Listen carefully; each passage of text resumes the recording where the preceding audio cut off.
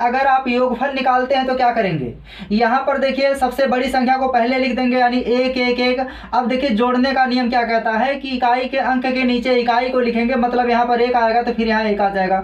अब इकाई के नीचे इकाई लिखेंगे तो यहाँ पर 1 आएगा। जोड़ेंगे तो बेसिक से देखिए जोड़ेंगे तो यहाँ 3 आएगा, यहाँ 2 आएगा, यहाँ 1 आएगा। लेकिन अगर संख्याएं बहुत बड़ी बड़ी हो जाएंगी तो ऐसे प्रश्नों को करने में क्या है, दिक्कत हो जाएगी। तो यहाँ पर देखिए ऐसे प्रश्नों के लिए हम कुछ शॉर्टकट को बताने का प्रयास करेंगे। बस आपको क्लास में बने रहना है और अंत तक सभी क्वेश्चन आराम से क्लियर हो जाएंगे। तो ये था बेसिक तरीका हल करने का। अब देखिए यहाँ पर शॉर्टकट कैसे अप्लाई करना है। यहाँ देखिए ऐसे प्रश्नों में देखिए आप क्या करेंगे, यहाँ पर जो अंक है जितना बार रिपीट करेंगे उसके नीचे उतनी संख्याएं लिखते हुए चले जाइए। यानी यहाँ 1 बार है तो 1 लिखना है, यहाँ 2 बार है तो 2 लिखना है, यहाँ 3 बार है तो 3 लिखना है। अब देखिए यहाँ पर संख्या कौन सी है जो बार बार रिपीट कर रही, 1 कर रही है। तो आप क्या करेंगे, सभी संख्याओं में 1 से गुणा कर देंगे। यानी इन सभी संख्याओं में किससे गुणा करेंगे, 1 से।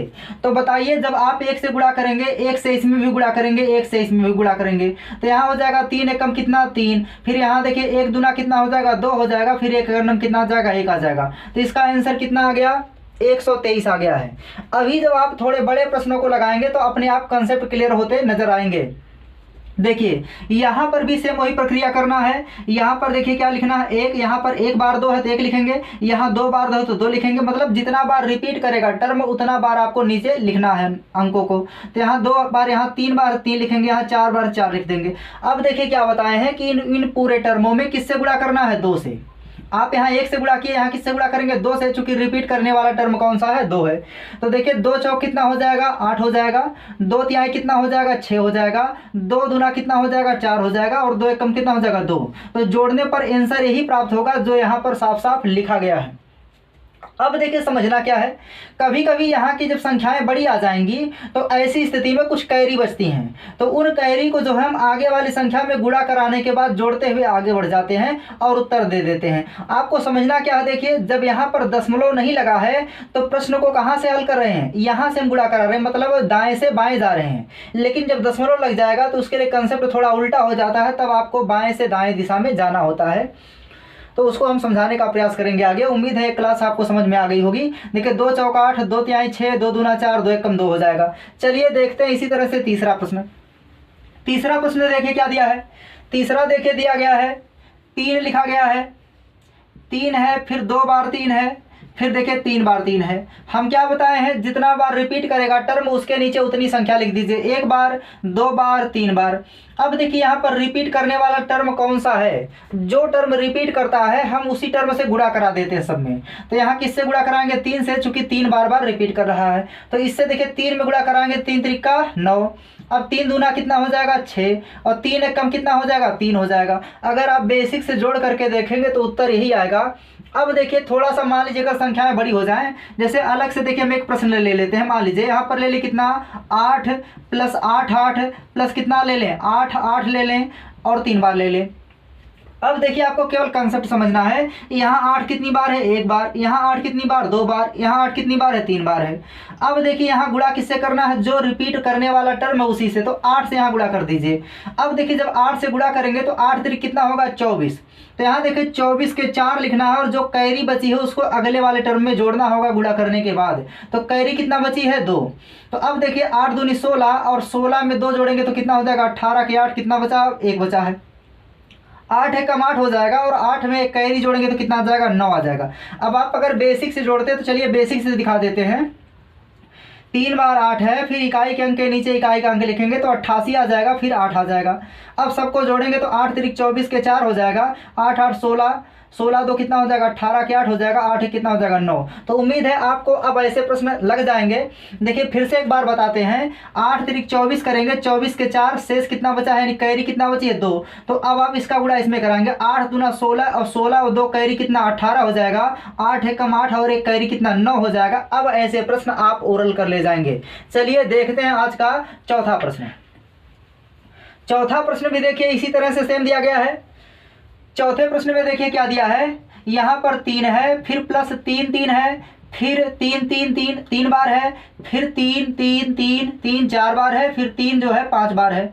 3 कितनी बार है? 5 बार है। यहाँ देखिए इसके नीचे 1 लिखना है, 2 लिखना है, 3 लिखना है, 4 लिखना है, 5 लिखना है। देखिए आप गलती से कहीं पर टर्म को 3 3 मत लिख दीजिएगा। यहाँ पर देखिए एक टर्म है, यहाँ दो बार है तो 2 लिखेंगे, 3 बार है तो 3 लिखेंगे, 4 बार है तो 4 लिखेंगे, 5 बार है तो 5 लिखेंगे। अब यहाँ पर देखिए बार बार रिपीट करने वाला टर्म कौन सा है? 3 है तो यहाँ 3 से गुणा करा देना है। अब देखिए 3 से गुणा कराएंगे तो आपको देखिए गुणा करा के कैरी को 100 नहीं करना है, एक ही साथ लगा देना है।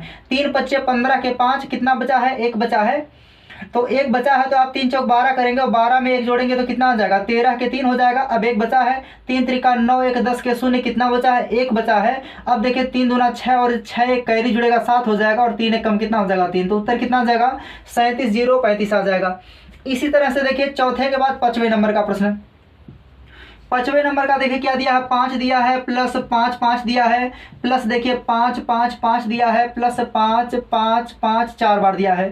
तो यहाँ देखिए 1 लिखना है, 2 लिखना है, 3 लिखना है, 4 लिखना है। अब यहाँ रिपीट करने वाला टर्म कौन है? 5 है। तो आप यहाँ क्या करेंगे? 5 से गुणा कराएंगे।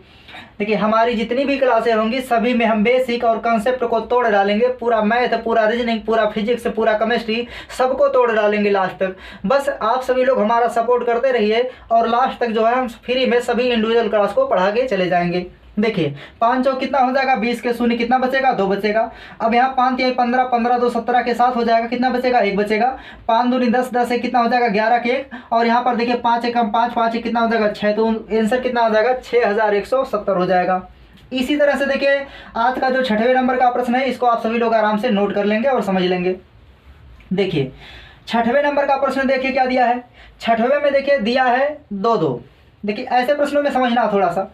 6वें में देखिए क्या दिया है? 2 दिया है, प्लस 2 2 दिया है, प्लस 2 2 2 दिया है, प्लस देखिए यहाँ पर जो 5 5 पहले और 5 बाद में लिखा गया इसको हम ऐसे लिख देते हैं 5 और प्लस 5 5 लिख सकते हैं। अब देखिए यहाँ पर आपको क्या करना है? इन दोनों टर्मों को अलग अलग करके हल करना होगा। तो यहाँ पर 1 लिखना है, यहाँ पर 2, यहाँ पर 3 और यहाँ किससे गुणा कराना है? यहाँ पर गुणा कराना है 2 से, चूंकि रिपीटिंग टर्म कौन है? 2। और प्लस यहाँ पर देखिए इसके नीचे 1 लिखिए, इसके नीचे 2 लिखिए और यहाँ पर गुणा किससे कराना है? 5 से। और लास्ट में जो आएगा परिणाम उसको जोड़ लेंगे। तो 2 तिहाई कितना हो जाएगा? 6 हो जाएगा। 2 दूना कितना हो जाएगा? 4 हो जाएगा। 2 एक कम 2 हो जाएगा। प्लस कितना करना है? 5 दूनी 10 के 0 हो जाएगा, 1 बचेगा। 5 एक कम 5 और 5 एक कितना हो जाएगा? 6। अब जोड़ लीजिए कितना आ जाएगा? तो जोड़ेंगे तो 0 में 6 जुड़ेगा, 6 आएगा। 6 4 10 के 0 हो जाएगा और यहाँ पर 2 एक कितना हो जाएगा? 3 हो जाएगा। तो उम्मीद है आप सभी लोगों को बहुत आनंद मिल रहा होगा ऐसे प्रश्नों को लगाने में और आप लोग आराम से सीख भी पा रहे होंगे। अब चलिए देखते हैं आज का 7वां प्रश्न। चलिए देखते हैं 7वां प्रश्न। देखिए ऐसे प्रश्नों के बस आपको कंसेप्टों को समझना है, रटना नहीं। अगर आप रटेंगे तो बार बार भूल जाएंगे, क्योंकि मैथ एक बहुत लंबा चौड़ा टॉपिक है। अभी तो हम मैथ की शुरुआत भी नहीं किए हैं सही से। चलिए देखते हैं 7वां नंबर का प्रश्न। 7वें में देखिए क्या दिया गया है? 0.1 दिया है, प्लस 0.11 दिया है, प्लस 0.111 दिया है। देखिए यहाँ पर भी सेम वही प्रक्रिया अप्लाई करना है, लेकिन थोड़ा सा इसमें अंतर होता है। देखिए इसके नीचे क्या लिखेंगे? सबसे पहले बेसिक देख लीजिए। बेसिक में कैसे जोड़ते हैं? जब दशमलव लग जाता है तो दशमलव में देखिए जोड़ने का तरीका क्या होता है? हमेशा दशमलव के नीचे दशमलव को लिखा करते हैं। तो यहाँ पर क्या हो जाएगा? ये हो जाएगा 0.1 होगा। अब इसके नीचे लिखना तो 0.1 और 1 हो जाएगा। फिर इसको लिखेंगे तो 0.111 हो जाएगा। अब जोड़ेंगे तो देखिए यहाँ पर 1 आएगा, यहाँ पर 1 1 2 आएगा, यहाँ पर 3 हो जाएगा। 1 1 3 बार जोड़ेंगे तो 3 हो जाएगा। यहाँ दशमलव क्या आ जाएगा? 0। तो बेसिक से देखिए इसका आंसर कितना आ गया? 3 2 और 1 आ गया। अब चलिए यहाँ पर रिपीटेड टर्म को लिखिए। यहाँ पर एक बार है, यहाँ 2 बार है, यहाँ कितनी बार है? 3 बार है। अब देखिए आप यहाँ गलती कहाँ कर सकते हैं, बस वही थोड़ा सा समझना है। ऐसे प्रश्नों में देखिए अगर आप जो है गुणा यहाँ पर कर देंगे, 3 एक कम 3 यहाँ कर दिए और यहाँ 3 को लिख दिए, तुरंत क्या हो जाएगा? गलत हो जाएगा, चूंकि 3 कहाँ आएगा? अंत में आएगा। मतलब दशमलव के बाद का तुरंत अंक 3 होगा, लेकिन यहाँ पर जो है सबसे पहले वाला अंक 3 आ जाएगा, तो यह गलत हो जाएगा। मतलब जब दशमलव लग जाएगा तो पहले की तरह यह क्वेश्चन अब नहीं रहेगा। तो इसको देखिए हल करने का तरीका क्या है? आप यहाँ पर क्या करेंगे? गुणा किससे कराना है? 1 से। तो देखिए गुणा 1 से करा लेंगे, लेकिन अब की बार गुणा कहाँ से कराना है? इधर से कराना है। मतलब जब प्लस रहेगा तो गुणा कहाँ से कराते हैं? दाएं से बाएं। हमारे दाएं हाथ की तरफ दायां, बाएं हाथ की तरफ बायां। तो गुणा कहाँ से कराते थे? दाएं से बाएं। लेकिन अब की बार कहाँ से कराना है? बाएं से दाएं कराना है। तो बाएं से दाएं कराना, तो देखिए 1 एकन्नम कितना हो जाएगा, 1 हो जाएगा। 1 दूना कितना हो जाएगा, 2 हो जाएगा। 1 तिहाई कितना हो जाएगा, 3 हो जाएगा। अब इसके बाद देखिए आपको ऐसे प्रश्नों में देखना है कि जो सबसे बड़ी वाली संख्या है, मतलब जिसमें सबसे ज़्यादा अंक दिए गए हैं, उसमें दशमलव कितने अंकों पर लगा है। तो यहाँ देखिए 1 2 3, तो जब दशमलव उसमें 3 अंकों पर लगा है तो जितना आपका मान आएगा उसमें जो है आप दाईं तरफ से बाईं तरफ गिनेंगे और 3 अंकों पर दशमलव लगा देंगे। तो पहला, दूसरा, तीसरा और यहाँ दशमलव लग जाएगा, तो इसका योगफल कितना आ जाएगा, 0.321 आ जाएगा। अब आपके कंसेप्ट क्लियर हो गए होंगे। एक बार फिर से देखिए, यहाँ देखिए जब प्लस होता था और दशमलव नहीं लगता था तो गुणा कहाँ से कराते थे, दाएं से, मतलब 3 एक कम 3, 3 दूना ऐसे 123 आ जाता है। लेकिन यहाँ दशमलव लगा है तो गुणा इधर से कराना है और लिखना ऐसे। देखिए गुणा यहाँ से कराएंगे, लिखेंगे इधर से, ऐसे आप लोग बना करके आराम से समझ लेंगे। अब देखिए अगला प्रश्न समझाते हैं आपको, बहुत आराम से समझ में आ जाएगा। चलिए देखते हैं 8वें नंबर का प्रश्न। 8वें नंबर के प्रश्न में भी देखिए सेम यही प्रक्रिया अप्लाई करना है। दिया गया है 0.2 प्लस 0.22 दिया है, प्लस 0.222 3 बार दिया है। यहाँ देखिए 1 लिखना है, यहाँ पर 2 लिखना है, यहाँ पर 3 लिखना है। अच्छा, रिपीट करने वाला टर्म कौन है, 2 है। तो आप यहाँ क्या करेंगे, देखिए 2 से गुणा कराएंगे, लेकिन लिखना कहाँ से, इधर से लिखना है। तो देखिए 2 एक कम 2 हो जाएगा। इसके बाद देखिए 2 दूना कितना हो जाएगा, 4 हो जाएगा। 2 तिहाई कितना हो जाएगा, 6 हो जाएगा। अब कितने अंकों पर दशमलव है सबसे बड़ी वाली संख्या में, तो यहाँ पर देखिए दशमलव कितने अंकों पर है, 1 2 3। तो यहाँ पर 1 2 3 अंकों पर दशमलव लगाएंगे तो इसका आंसर आ जाएगा 0.642 आ जाएगा। इसके बाद देखिए ये था 8वें नंबर का प्रश्न, जो कि आप लोगों को बहुत आराम से समझ में आ गया होगा। बस समझना क्या है, जब दशमलव लग जाएगा तो गुणा बाएं से दाएं कराना है, और जब दशमलव नहीं होगा तो दाएं से बाएं कराना होता है। चलिए देखते हैं 9वां प्रश्न।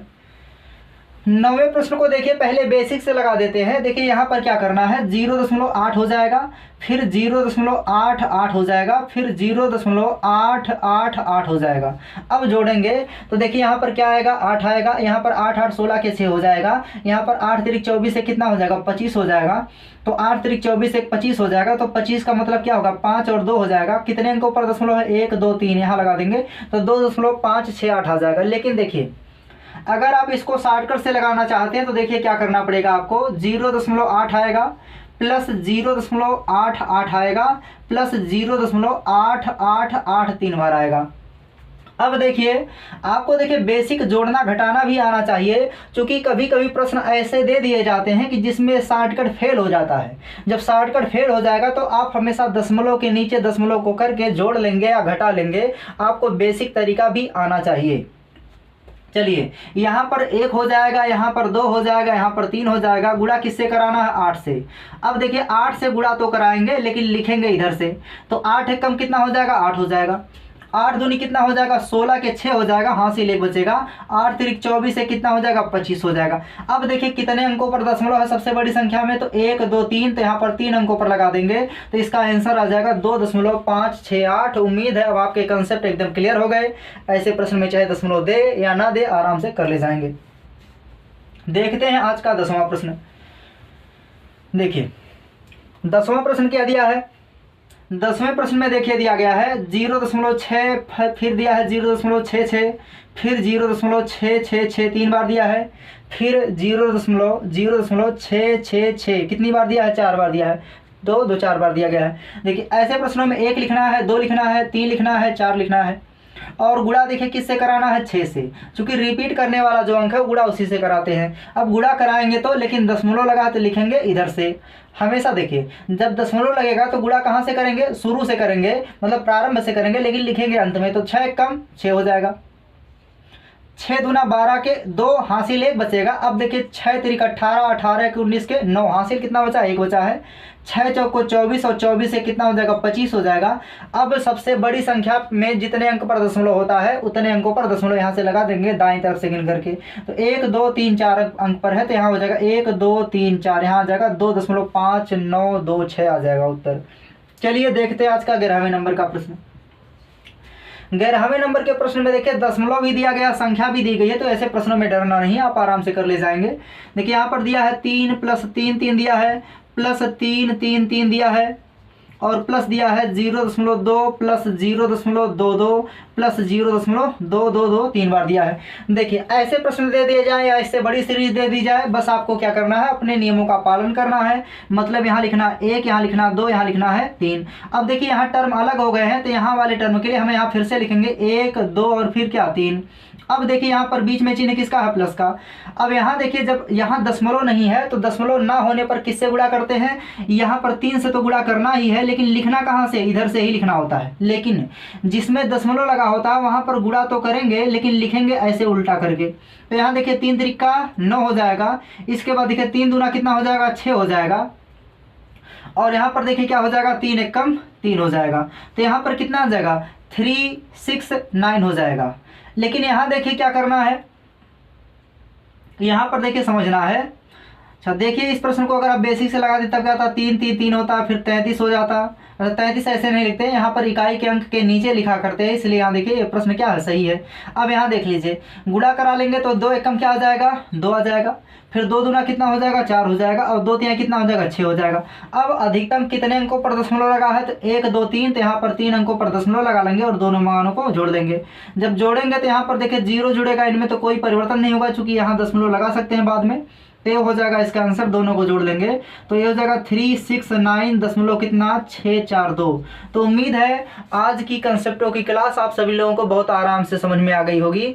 यदि हमारी क्लास आप सभी लोगों को समझ में आ गई है तो आप सभी लोग हमारे सपोर्ट के लिए हमारे वीडियो को लाइक कर दीजिए, चैनल को सब्सक्राइब कर दीजिए और शेयर कर दीजिएगा। जय हिंद।